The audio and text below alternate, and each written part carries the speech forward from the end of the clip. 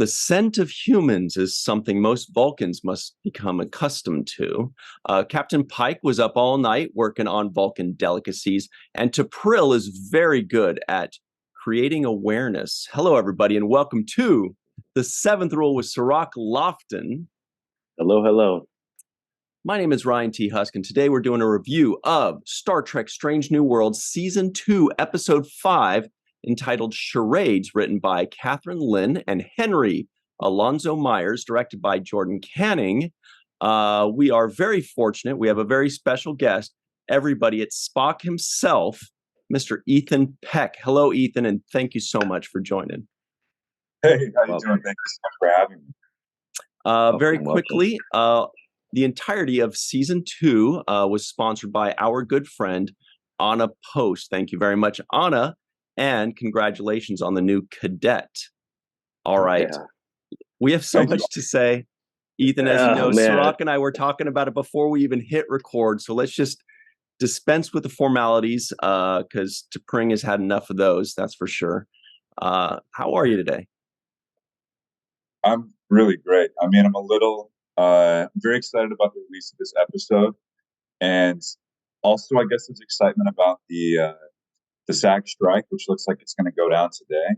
It's a very strange time, but thrilled to be a part of this show and thrilled to be speaking with you about it.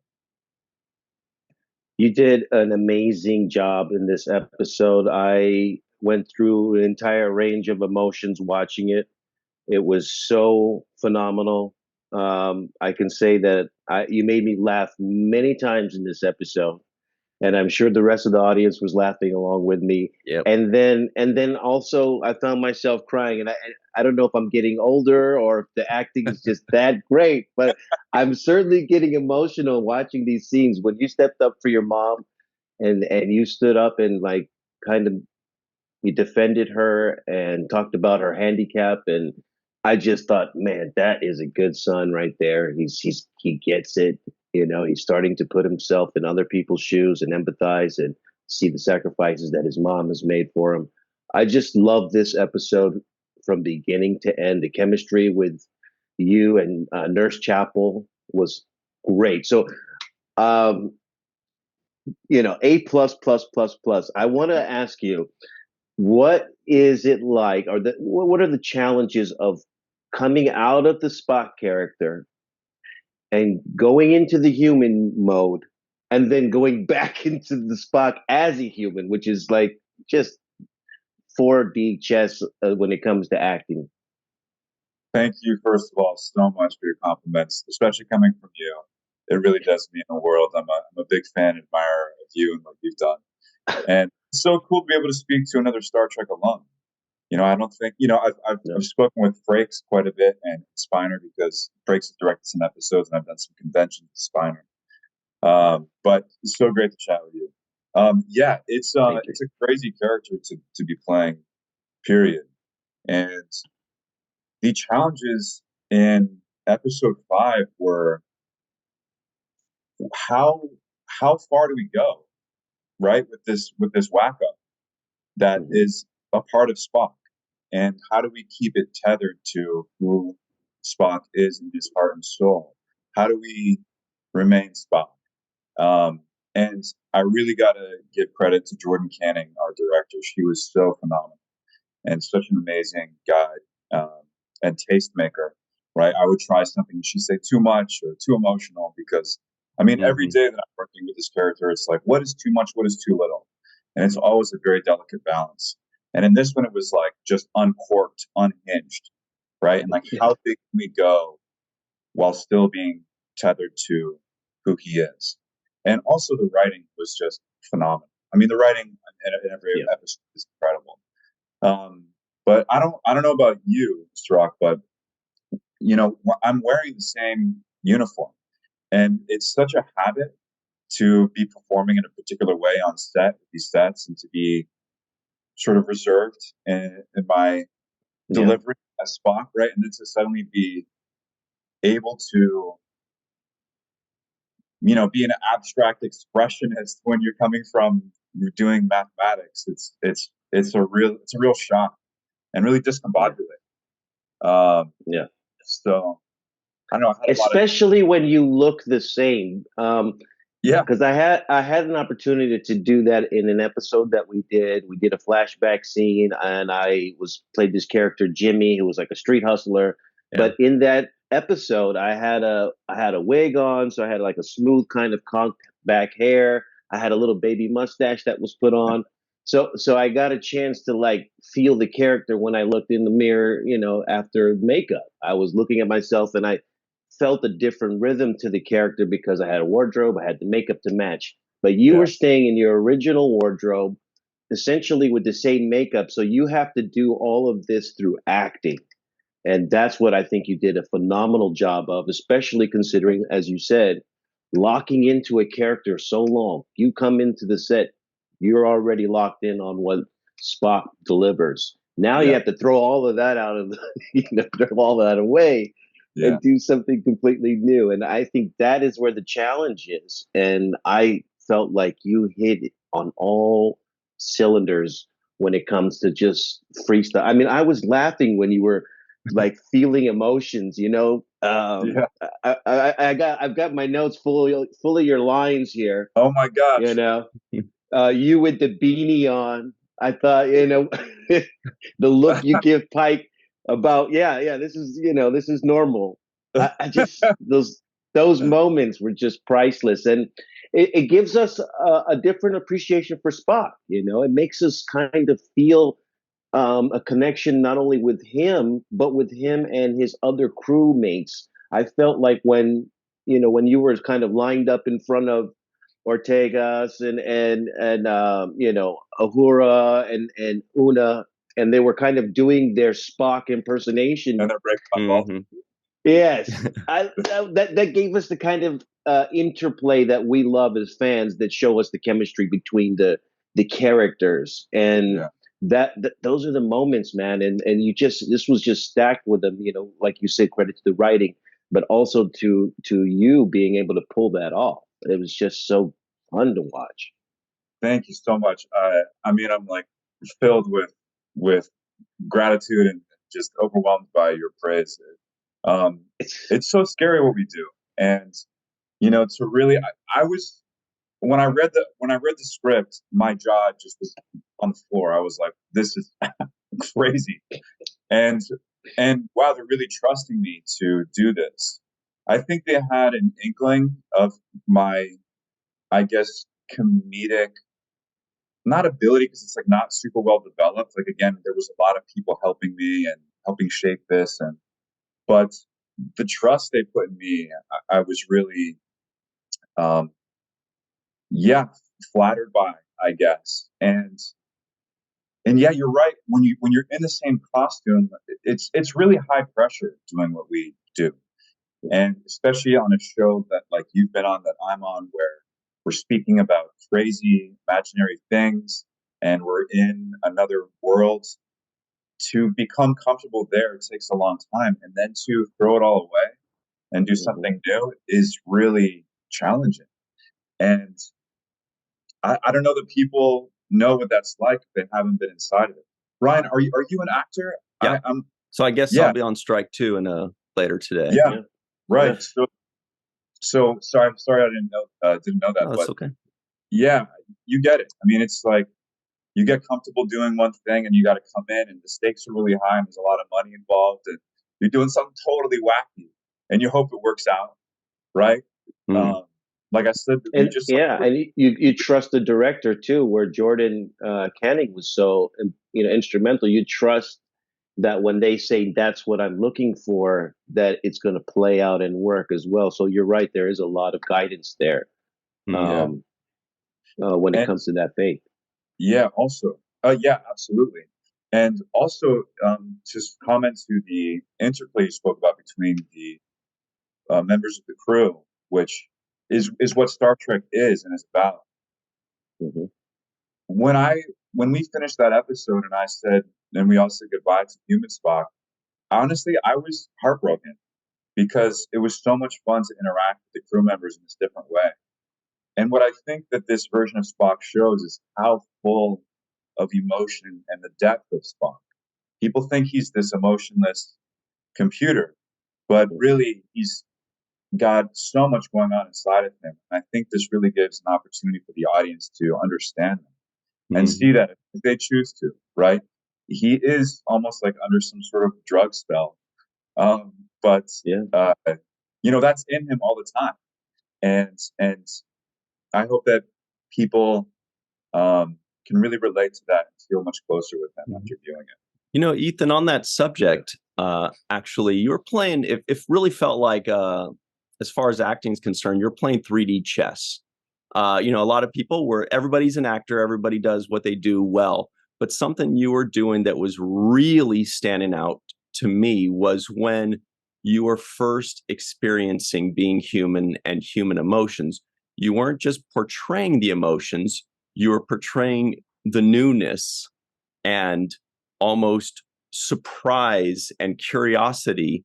And, it almost came from a childlike perspective of experiencing these emotions for the first time. And as a viewer, we're watching very closely on this because we've never seen it. We've known Spock for 50 something years, but we've never seen him experiencing being human and experiencing emotions for the first time. And always what's most important in acting is not the emotions, but the suppression of the emotions, or trying to fight the anger, trying to understand it.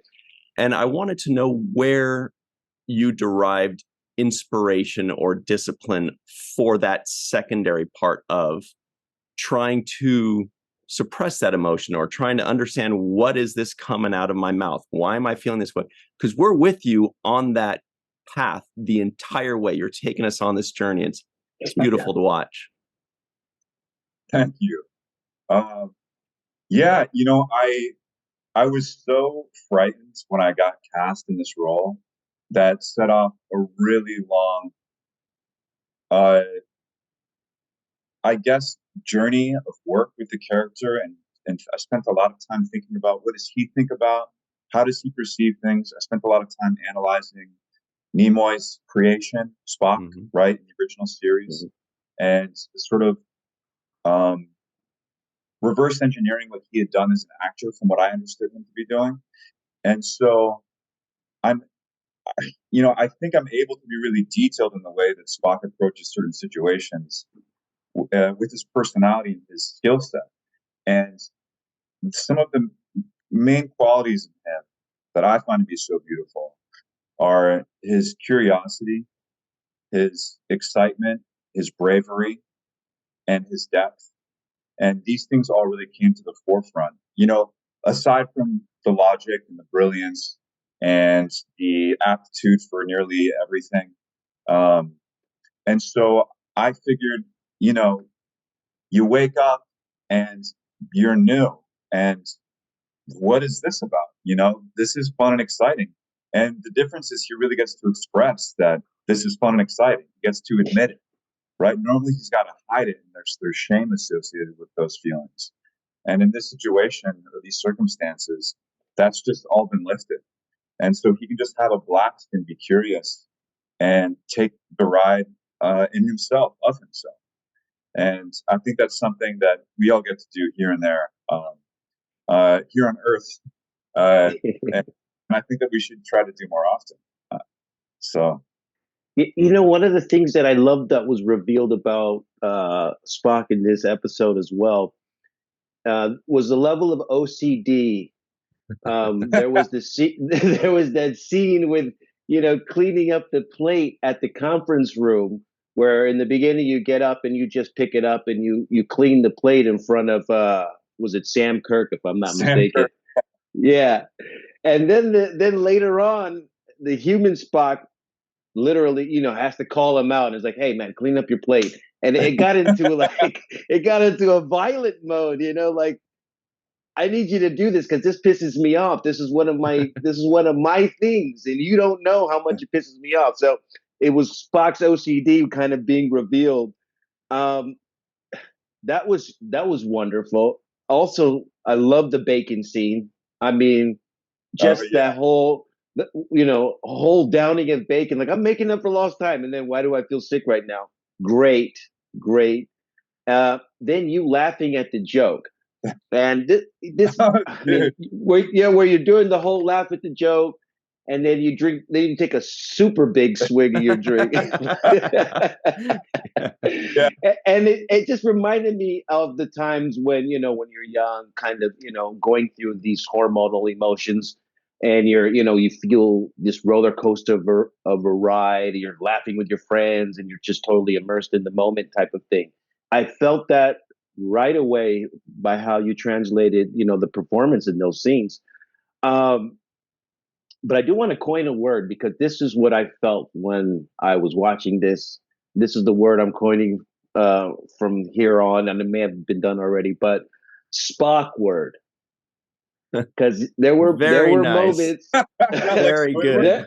Yeah, like awkward, but Oh, Spock word. Spock-word. That's great. I love it. Yes, because there were very Spock-word moments there where it was just like, okay, and I love it. I love That it. has So, not been done before, Cirroc. You are the first. I can tell you yeah, right now, dude, you are coining it. Yeah, yes. love it. But yeah, I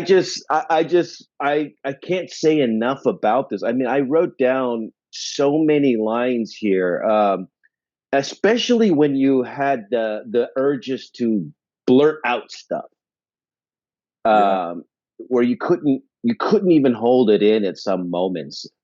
And those were the moments I felt like, wow, and also, can you talk about the connection too, romantically? Because I love the connection, both the Vulcan relationship you have and how that is expressed. Because it's very logical, and the way you communicate in a Vulcan relationship is kind of how my ex was. And then, and then, and then you have the more, just like the relationship I'm cheering for, which is the Chapel relationship, because it feels like it's natural, and there's no rules and formalities involved with it. It feels like organic. Talk about the way you go back and forth between expressing those kinds of emotions. Yeah, it's really interesting because the relationship with Chapels is developing, and the relationship between Spock and T'Pring has been. And where I kind of sit with it all is that Spock has a great deal of resentment for T'Pring, because I believe he really wants to belong. He wants to be Vulcan. There's that part of him that has been informed that being Vulcan is good. This is right. This is winning. Being human is bad and shameful and should be hidden, should be eradicated from you. And so I think that with T'Pring, it's this really interesting paradox of I want this and I detest this. And that exists in himself too, right? Because he's both of these things. And at this point in his life, he's really learning how to be human. I think a journey that he was really set off on, inspired by Michael Burnham in Discovery, right? She really tells him, this is an important part of you and will be like essential to who you are and to the way you solve problems, which is what Spock is. He's a great problem solver. Mm-hmm. And so I think Chapel, absolutely, it's more organic because she represents this human part of him, or reflects this human part in him. And he hasn't had a romantic connection like this yet. And it's so interesting that his mother comes into this episode because she's reminding him of what it is to be human. I think probably inspires this deeper connection with Nurse Chapel, right? And he's learning from her. And she represents the chaos and the lack of rationalism, the humanism, right? Because ultimately, we like to pretend that we're rational, but we're emotional beings, right? And so, that relationship is beautiful. And it's funny because both Gia Sandhu, who plays T'Pring, and Jess Bush, who plays Nurse Chapel, they're both so wonderful. And like, I root for both. You know what I mean? Like, I don't know where Ethan falls in all this. I'm like, the chemistry's there. The chemistry's there. Love it. I mean, either way, whichever scene you're in, I'm believing the relationship. But now that you articulate what you said, it makes me think, yes, T'Pring wants the man that she wants him to be, Yeah, whereas Chapel is like accepts him for the man that he is, you know, that's really well and put. I Totally. do see a lot of that. You know, we have Jordan coming up um, in Right just a now. second, but Yeah. I gotta ask you though, because this has been said. My grandfather, Brock Peters, on Deep Space Nine, Nice. did a movie with your grandfather, Oh my uh, gosh. a pretty well known movie, One of the best of all time. Yeah. one of the best movies of all Oh my time. gosh. So my TV grandfather and your real grandfather worked together and Oh made my movie gosh. history in To Kill a Mockingbird. So I just had to get that out because we have that connection there. That's And insane. I never made that connection. Oh my it, it, gosh, it, that's crazy. it was brought up to me thanks to Anne Marie Siegel, and Hmm. I had to get it out because it is something special that we have that connection, and we also have this Star Trek connection. But Ethan, I have to tell you, you're amazing. You're killing this Spock role. This Thank you. Strange New Worlds is on the top of my list of the new shows out, and it's edging towards the top of my list of all shows. Wow. And I'm just looking forward to watching more of this show. I'm a big fan of yours. I'm a big fan of the cast and crew that you guys have assembled, and I'm cheering for you. And I'm really rooting you guys on. You have delivered so many 10 episodes, in my opinion, and this is only season 2, episode 5, but you've delivered multiple tens on Thank this show. Wow. Yep. So keep it up. Keep the Seconded. good work up. Yeah. I can't top what Cirroc just said, but it's seconded by me and by many, many people. Ethan, we know that you have to run. We really appreciate you taking the time for us. We hope to Thank see you you so much. again. We can't wait for 10 more seasons of tens. Really looking Yeah. forward to much, much more of this. But Ethan, thanks very much. We hope to see you again. Yeah. Okay. Thank you so much for having me. And before I go, Cirroc, I got to say, are you a motorsports guy? Ooh. I am whoa, we got the What? motorsports. I got my Arden Senna. This is my Arden Very Senna cool. hat right Oh, there. that's awesome. Yeah. Wow. I don't Right have a on. hat. You know. So Listen, the connections keep running deep. Yeah, I'm more of a Dick Trickle guy. All right, everybody. He's a All race right. car driver, I swear. Thanks, everybody. We will be right back on the seventh rule. Hello, everybody, and welcome back to the seventh rule with Cirroc Lofton. Hello, hello. As you know, this is Strange New World, Season 2, Episode 5, Charades. We've got the director right here, right now. Thank goodness. It's Jordan Canning, all the way from Toronto. How are you, Jordan? I'm great. How are you guys? Thanks for having me. We're so pumped right now. Yeah, we're super pumped.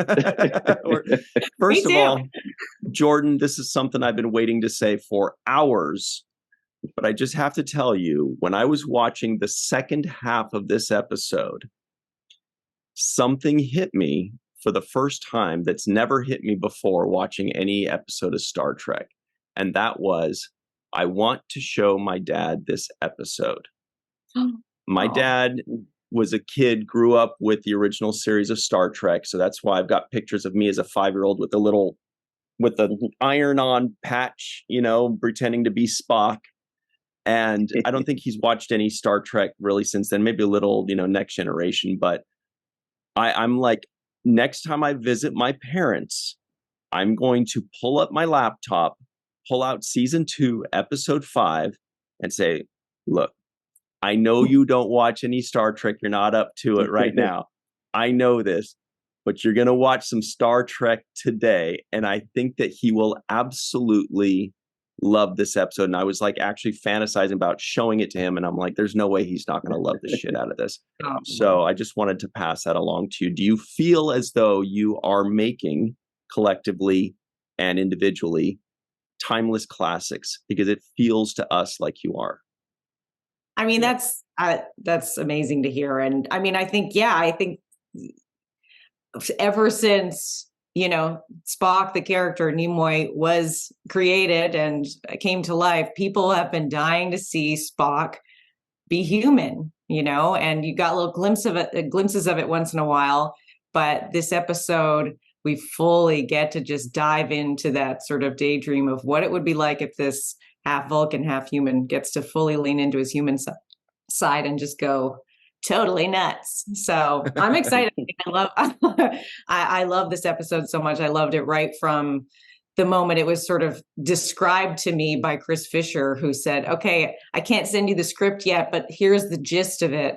Spock gets in a crash, is fully human, and his in-laws have to come to the ship, and it's hijinks galore. And I was like, I'm in. I'm fully in. Wow. I have to tell you, I love this episode from beginning to end. There was not a moment that was wasted on screen, in my opinion. And I didn't feel like I was missing anything. Sometimes you can watch an episode and say, well, what happened there? And what happened to that character? Or I feel like I need more. But in this episode, I felt like every single issue was dealt with. I got everything I wanted. Was there anything left on the floor that you weren't able to get into this episode? Because I felt fully, I was full after watching this episode. Yeah. Yes. Yes. We got everything. I mean, the script was so good. Henry and Catherine wrote this amazing script that is, as you know, so funny, but has like amazing heart and romance in it. Look, this was my first time working on Star Trek. My first time working on a show that had this much of a kind of big supportive bank of resources and time behind it. So I went in, I was like a kid in a candy shop. Like, we got 12 days to shoot an episode where I'm used to having maybe 7. So I just felt like, wow, I had all of this time to prepare and, do the storyboards and have all these great conversations with the actors and shot list and plan and think about it. And then we had, so much time. It felt like so much time for me on set. It was amazing to be able to just really dig in and get everything you needed. No, I don't think hardly anything even got cut out of the episode. There's like a handful of moments and lines that, that go once you see it, but there's no scenes that got cut. There's no big like turning points that got cut. It's all in there. It was all on the page. Mm-hmm.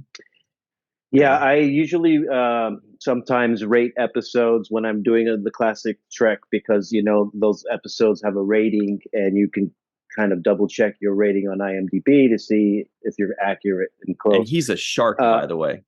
And I'm really, detailed about my criticism, but I'm going to say this episode was a 10 in my estimation. And I want to say the thing that I really loved about what you did was bring the pace. And the pace was constantly moving. I felt like, in the shuttlecraft, the camera was moving. In the close-ups, it was done with more like a steady cam, so I can feel like the movement of the. And there was just movement everywhere. Even in the chef scene with Pike and he's cooking, you're moving the camera around. It's just constant. I felt like this thing was in motion. Also, when you have Spock walking down with T'Pring, and they're walking to meet places, and the mom's coming in, and there's movement and the walk here. I just felt a lot of movement. And was that part of the choreography that you did to kind of keep the pace going when you were on the set?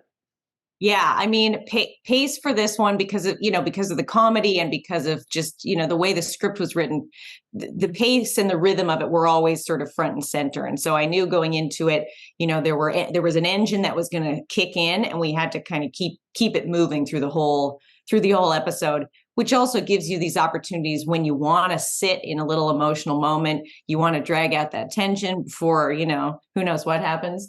You can feel that you feel the difference, you feel the shift. But I remember when I first read the script, I was like, okay, there's like 3 full-on montages, and it was like Montage City, and I was like, okay, cool. I mean, I've done like 8 montages, but I've never done 3 montages. but that was really fun. It was really fun to think about how to differentiate them. That great opening sequence with Chapel. I really, I watched a lot of references for that in terms of having kind of match cuts, cutting, on the, the punch and the fist bump being a cut, her sitting down in two different things. I was really happy with that, how that turned out. And then, of course, the two sort of mirrored Spock montages, like Spock as Vulcan versus Spock as human. The concept behind that was always to sort of mirror those shots so that, you recognize kind of what's happening, but you really feel the big shift in who he is and how he's reacting to these things that he was, early able to completely ignore. So those were really fun to shoot. And what's funny, usually what you would do with something like that is you'd shoot them back to back. You'd be like, okay, great. We shot the Vulcan version. Now let's shoot the human version because you're all set up for it. But because, of course, of these things, I got to take them. There they are. It takes so long to put them on and off that we broke them up, broke up the sequences for the most part.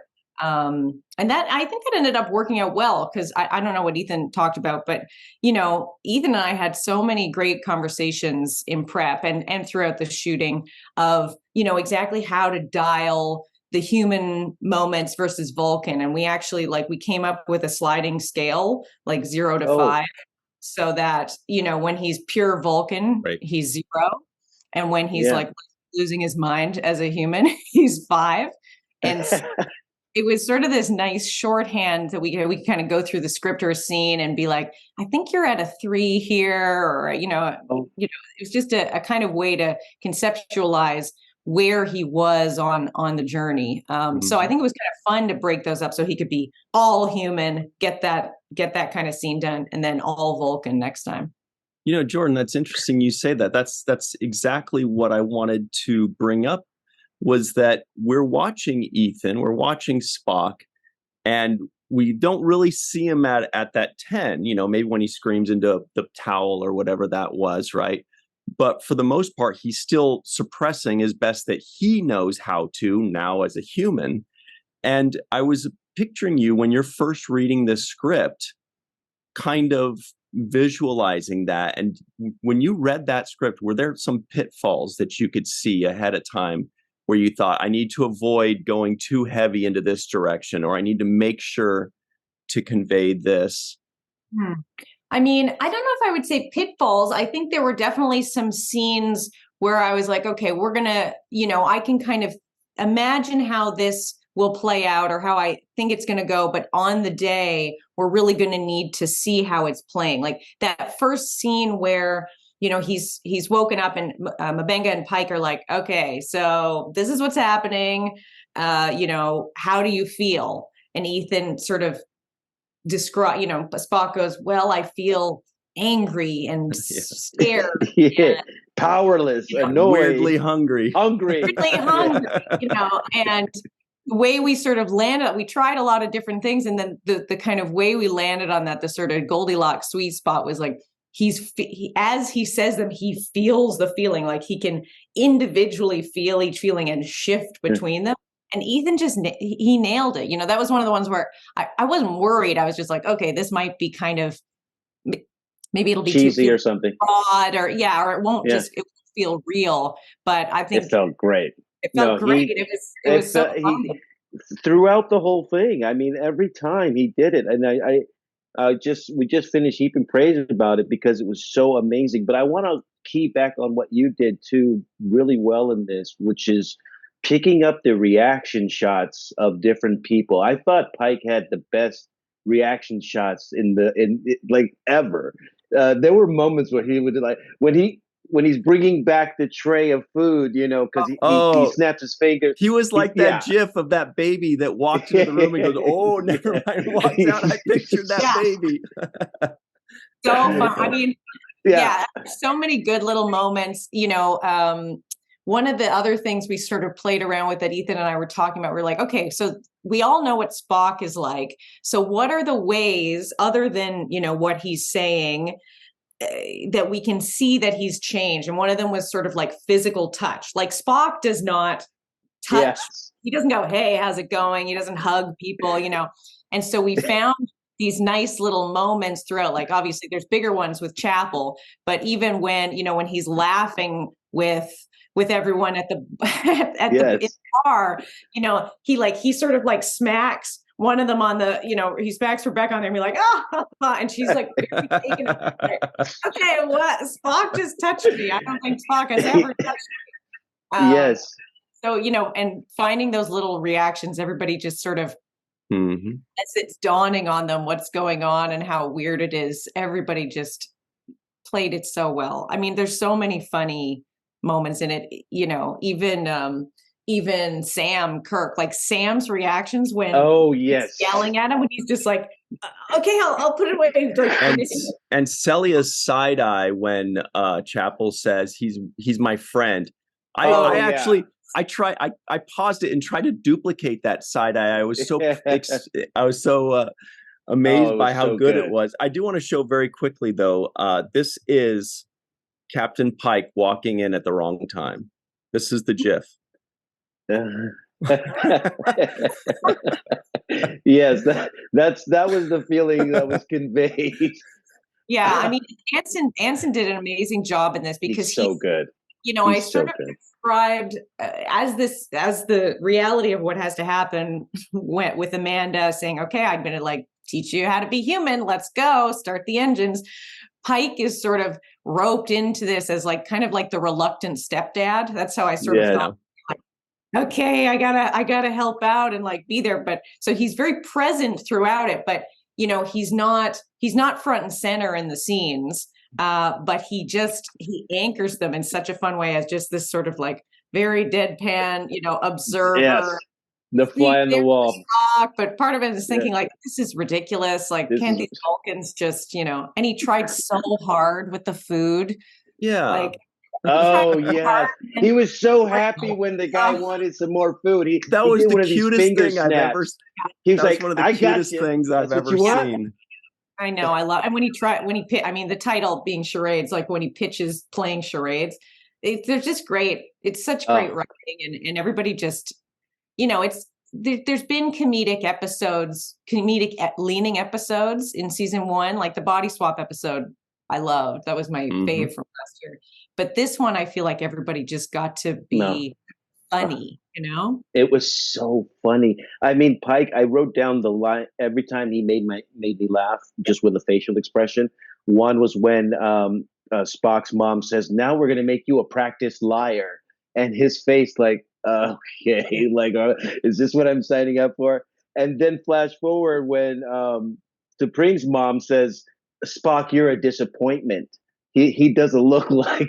Yeah, he takes a sip of his whiskey. He's like, yes. Yeah. Oh, and it's just. But I want to ask you. You say you never did Star Trek, and probably science fiction. I'm guessing, or I did a sci-fi comedy web series called Space Riders Division Earth, which was kind of like a Power Rangers spoof. But no, this is my first big sci-fi. Wow. So I want to compliment you on the use, I think, of this great big green screen facility that they have, because the AR wall, right? Because there was a scene where Chapel goes to meet the alien entity with Celia and Ortegas, and I love the way that was filmed and shot by you. You gave us the feeling of the bigness. Yeah. Also, that you came in close and gave us some really good, two shots and side two shots and really good movement out of that, just basically an empty space with a green screen. Yeah. But it felt alive. It felt active. There was a time when Ortega's kind of bent down and was like trying to move out of the way. Yeah. It was alive, and you animated that space. And I wanted to ask you about working in those kinds of conditions, probably maybe for the first time, I'm assuming, at least with that large of a facility. But you handled it so great. And how did you approach that using that space? Yeah, I mean, it's an interesting one. That AR wall usually gets used there's usually one use of it per episode, whether it's an alien planet or, the engine room or something. But usually there's set pieces in it. There's foreground elements, and then the actual screens are just being used as sort of the deep background stuff. But what was really interesting about this one, when they go to IDS, as we called it, interdimensional space, it was totally empty. They put down this great mirrored floor, and then everything else was just that kind of amazing sort of ever morphing, whatever it is, space goo. And the aliens, I mean, look, I haven't even seen the finished VFX yet. I'm going to watch it tonight. I don't even know how these aliens turned out. Like, I'm sure they are cool as hell, but we had references, but when we shot, it was like a tennis ball on a stick and like a laser. Me going, okay, now the alien's going to come down and he's right in your face. And then he sucks back. But it was so fun. It was such a playground. And because we'd had so much time to think about the sequence and do storyboards and, I really wanted this, like you said, the scale of it. I wanted them to feel tiny. I wanted kind of like the amazing scenes in like Arrival, or in the new Blade Runner, when he's walking and there's this sort of big pink hologram of the kind of AI girlfriend he has, whatever that's called, where he's just tiny and there's this big, almost, larger than life kind of creature. So I really wanted to be able to do that. And the fun thing about these aliens and the sort of morphing concept behind them, we sort of describe them kind of as a mix of like a murmuration of birds and like a undersea kind of creatures, so that they could change shape, they could get bigger. Do you guys ever see The Abyss? That great movie? Oh yeah, beautiful. 1989, I think. It's really one of the greatest movies ever. So the water creature in that, in terms of when it could start way up here and then come right down and be right in Chapel's face and put her on the spot. That freedom of what the creature could do made it really exciting to plan that sequence and then sort of act it out with them. Like, I love the moment, Chris Fisher, I love him for this. Like, I had my whole VFX sequence and he was like, you know what, if you want to like throw a couple more crazy shots in there, like, do it. We may not be able to, may not work in the edit, but just do it. And I was like, okay. And so that's actually where, in the cut, there's sort of a POV shot that moves towards them, and they're sort of, you sort of watch it move past them as it's going to Chapel, and then you cut out to that great wide, and that's when Ortega's like ducks underneath to kind of go to the other side. Yeah. And again, it's just those ways to make a non-existent fully VFX creature feel in the room with you and feel like there's a tactile sense to it. So again, very excited to see how it turns out.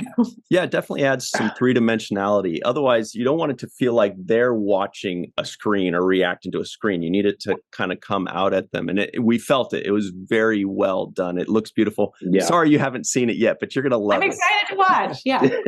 I did want to talk a second about the guest stars, specifically the parents. Yeah. I don't know the gentleman that played the father. Michael Bendayar. He blew me away because the lines that he were saying that were so freaking adorable and so funny and just kind of they like melted me. And I would remember that. I was like, wait a minute, did I just see a Vulcan smile? That's weird. And I would rewind it. I was like, no, he did not smile. He portrayed the smile in his voice, which made us feel like there was a smiling reaction, like, oh, ear. It was the cutest freaking thing I've ever seen. And I realized he's doing that with his voice. He improvised that. Yeah. Really, it was brilliant. Yeah. And he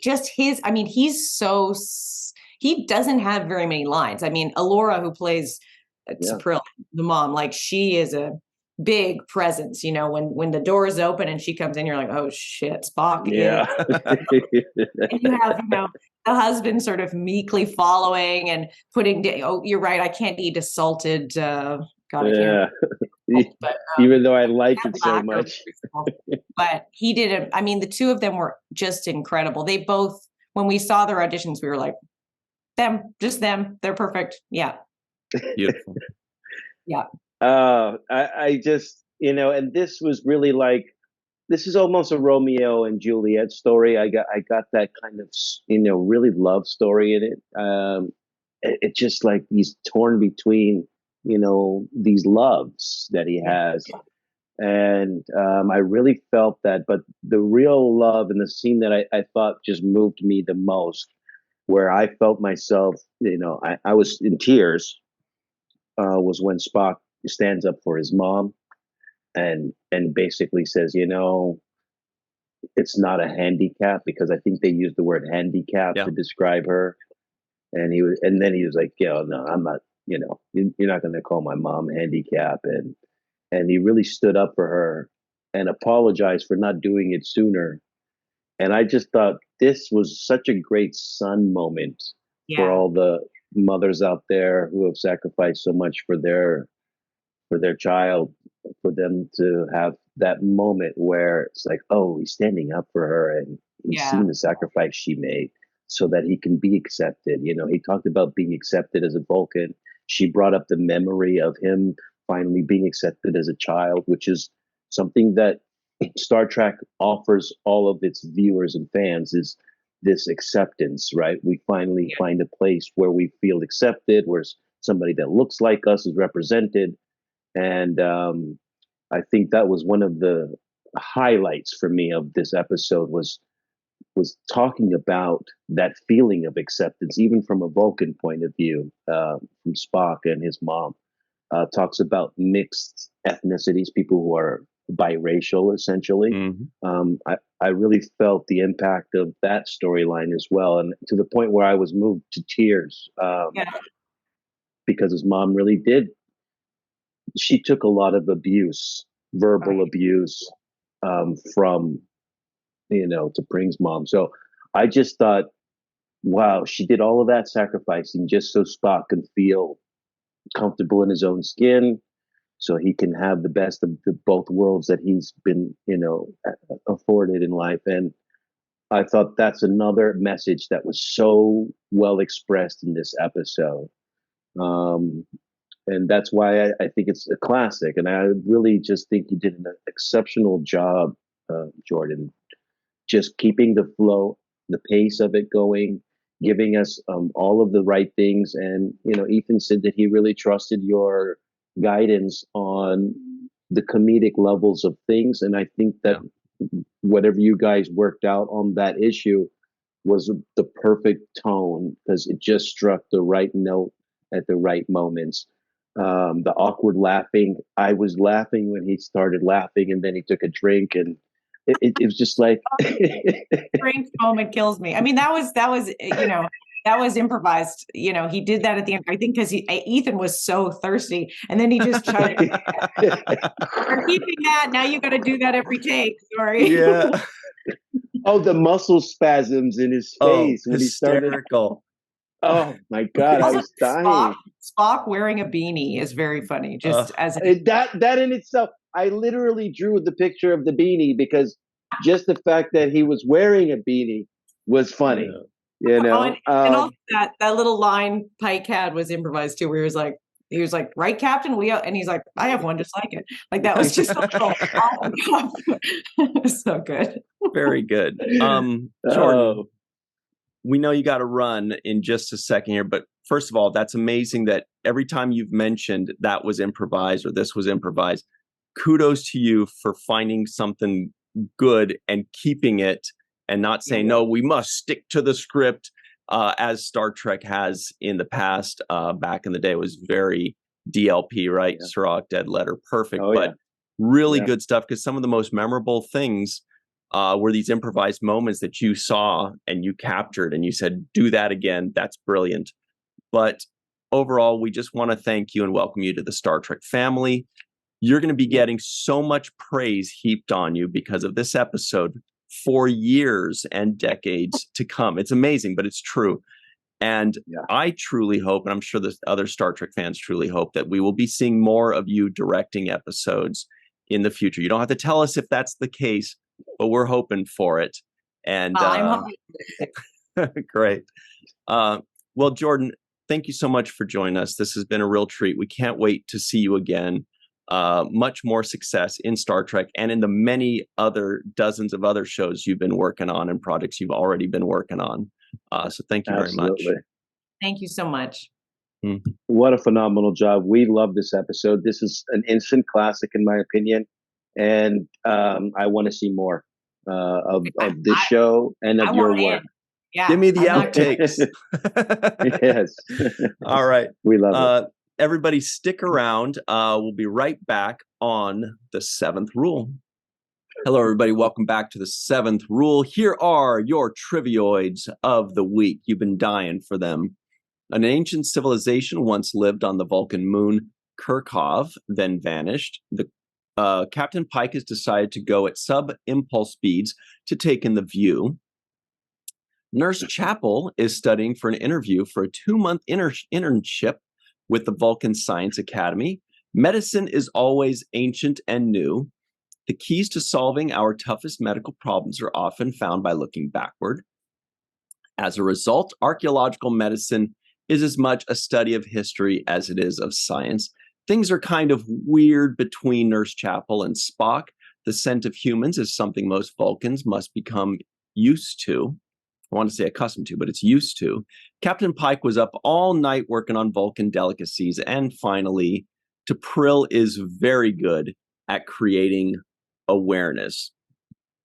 So, well, I've got probably the most ha-ha-has typed into my notes for this episode than any other episodes. Like when the dad, by the way, the dad stole the show for me, to Pring's dad, when he says, where did he put it? He said, "Oh, is this part of charades? How many syllables did this human use?" when Spock was, or probably, who knows? That killed me. Yeah, I really love Spock's performance, man. Ethan was killing it. It really was an A+ performance. The muscle spasm scene. And then he yells out, "I don't care about logic." I mean, those were all classic moments for me. By the way, did you catch that Ortegas was eating a burger? I think that's the first time I've seen a burger. I don't know, the two sandwiches when they said we'll take them to go. Yeah, yes. I looked at that too. I was like, that just looks like the most human food I've ever seen, especially in such stark contrast to the Vulcan delicacies that poor Pike had been working on all night.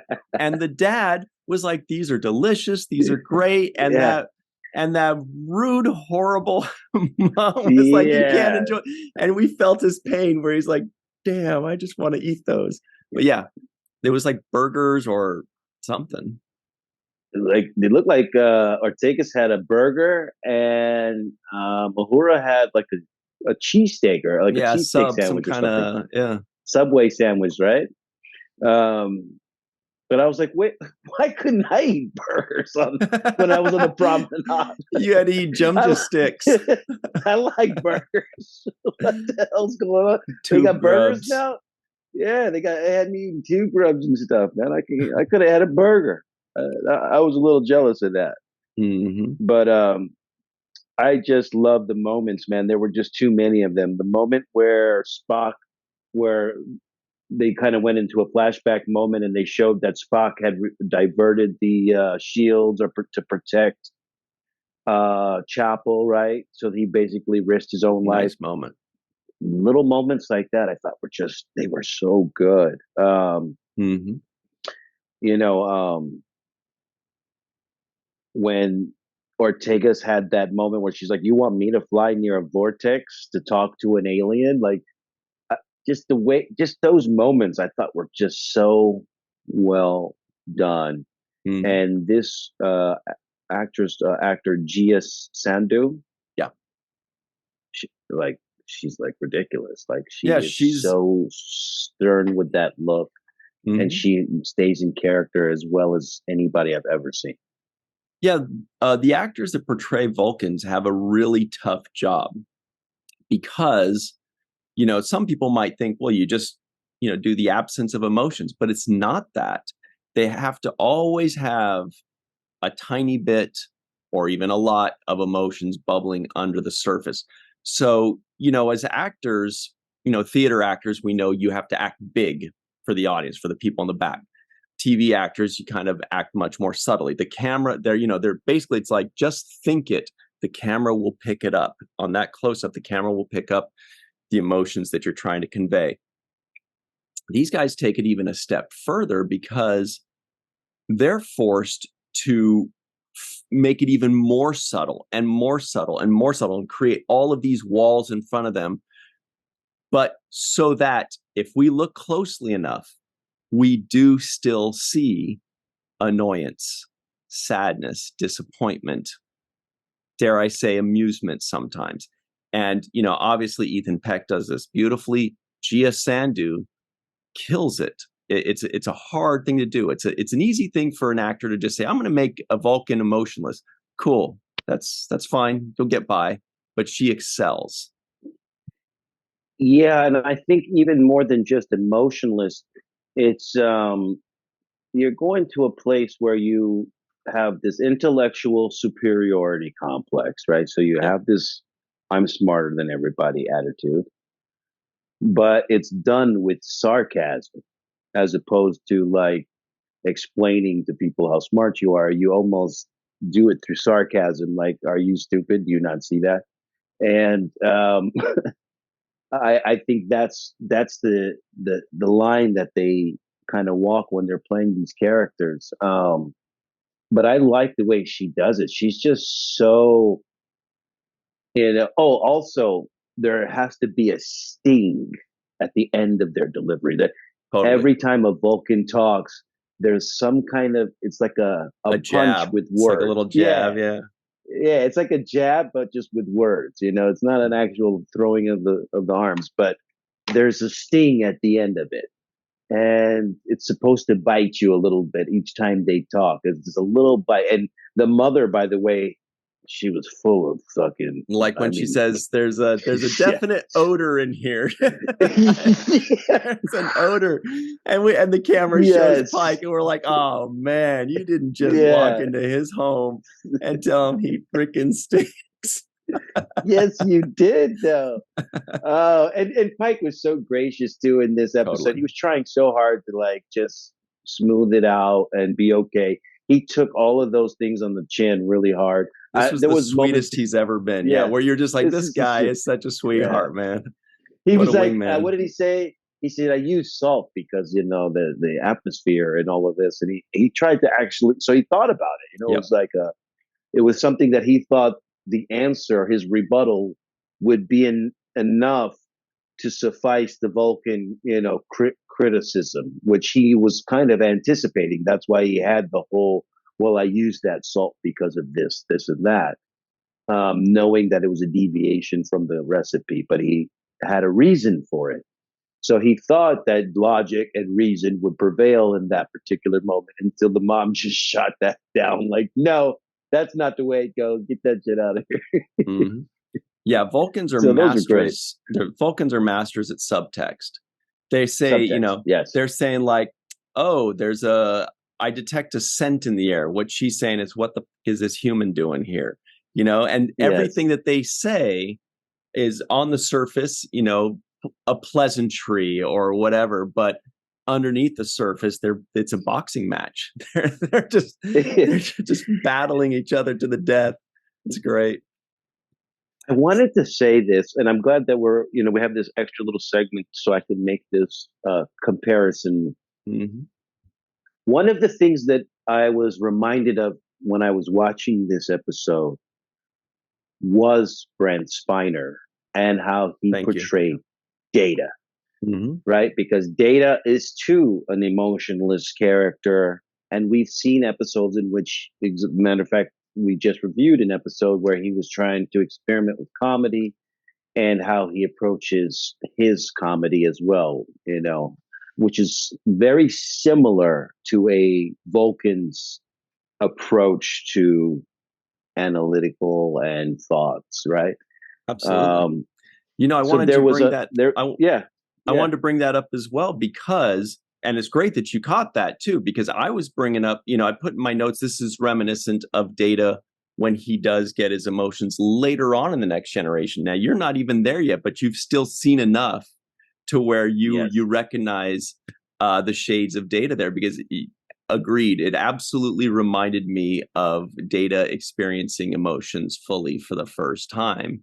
And that's something that happens further down the line, where he receives them fully later on down the line in the Next Generation. And it's like this overwhelming thing where he doesn't know what's going on anymore. But that's cool that you caught that. Yeah. I totally caught it, and what triggered it for me was his laugh when he actually right, when he, that scene where he was laughing, and it was awkward that he was laughing almost to a degree, because it was like, okay, like we all got the joke 5 minutes ago, and you're still getting the joke, right? It was So, Spockward, as Cirroc says, hashtag yes, Spockward. it was Spockward, hashtag Spockward. Yeah, so that's, those are, Data finds himself in those kind of moments where it's like, laughing, but it's an awkward moment to laugh. It's just too much, or it's like over the top. And there was moments where I felt the exact same kind of emotion from Spock in this episode. I'm like, wow. And which we've been complimenting Brent on his ability to do comedy, right? His comedy is just like, it's just so, it's in the subtext level, right? It's not the over the top comedy, it's that subtext comedy. And that's what we got as well in this episode. So kudos to Ethan. I really commend him for just, I know he saw this as a challenge, right? Because at some point you go into every day and you start to, become used to that character, and it becomes almost robotic, not to, no pun intended, but he becomes kind of, the same. But you really get to let loose when you have an opportunity like this, when when you see a script and you're like, oh wow, this is different, this is not, this is what I don't have to, this is not what I normally do. I get to really have some fun and play with this. And I think he played with it to our delight, because everybody, I enjoyed this tremendously. I love the elevator scene, for example, when Mbenga and Chapel are in the elevator and Spock comes walking in and doesn't say hi to them. And then Mbenga does this weird look, like, that was weird. That look on his face, like, dude, what's his problem? You don't want to say, you say hi. So those moments were great. Also, we should mention there was a non-appearance mention for our buddy Sarek. Spock's dad got a non-appearance mention. I also wanted to give a quick shout out to whomever was on the crew was making that food, the Vulcan food. That looked like, I don't know if it was 3D printed, some of it, or what, but that looked like a lot of time and effort and creativity was put into it, not just by Pike, but the actual crew, that whomever is in charge of making those props or that food, or whatever department that is, huge kudos, because it even survived a close-up, a super close-up on the intricacies of the food. Really well done. I just wanted to point that out. That's big time right there. Yeah, and I also wanted to bring a little bit of attention to the wardrobe as well. There were moments when, for example, I thought Spock's mom had that beautiful green dress that she wore to the event. Shout out to our buddy Bernadette Croft, and this outfit right here. And that outfit right there that's behind you, the kind of Celtic collar line weave, I thought was gorgeous. The colors were gorgeous, the flow on and the fit, the high arc on the shoulders. Bernadette has just really these outfits that grab you when you see them, and they're just so stunning. The fabric on the green dress for the mom, I thought was a beautiful kind of pleathery leather, imitation leather type of thing that had texture to it. And yes, I did like the costuming and wardrobe choices for this episode as well. And I got to get me one of those beanies because I need one of those Spock beanies. Even Pike has one. Yep. That was shades of our good buddy, Mr. Aaron Eisenberg. When I saw that, I was like, he would have loved that. I'll tell you one thing. Yes, I do want to point out a couple final funny moments that I made note of. Like, for example, Blue and Yellow were funny. They definitely had their moments. When Spock woke up feeling angry and powerless, annoyed and weirdly hungry, but then they say, yeah, we're trying to fix you. And he says, I feel grateful that you're trying to help me. Seriously, it's so nice of you. like he's just realizing, wow, this is really, you could tell he's experiencing emotions for the first time. He's just going like, wow, that's really nice of you, man. I can't believe it. Yeah. Moments like that where, and the bacon was smoky and salty and soft and crispy was great for him to enjoy. When he got very thirsty was another great moment we already mentioned. Vulcans can be such jerks. Hilarious when he kept slapping them on the arm, like, that's funny, and I'm kidding, that kind of stuff. Anyway, this is an episode also, that's very rewatchable. He says, I'm hungry, but I'm also sad, and now I'm embarrassed. When he looked down at Lon, because you follow his eyes, he goes, but I'm feeling some strong emotions or something like that. And he looks down and he looks back up. He's like, and now I'm embarrassed. Yes. We got you, buddy. We get it. Don't test me, Kirk. I will break you. I was laughing on this. I was like, Kirk's probably thinking, what the hell's wrong with this guy? Yeah, get Spock out of here. He's a bully. He's an OCD bully. Anyway, look, let's give a very special thanks to some friends of ours while we have this second. And their names are as follows: Homer Frizzell, Dr. Anne-Marie Siegel, Eve England out in Wales, Yvette Blackman, Tom TJ, Jackson Bay out in Missouri, Bill Victor Arukin,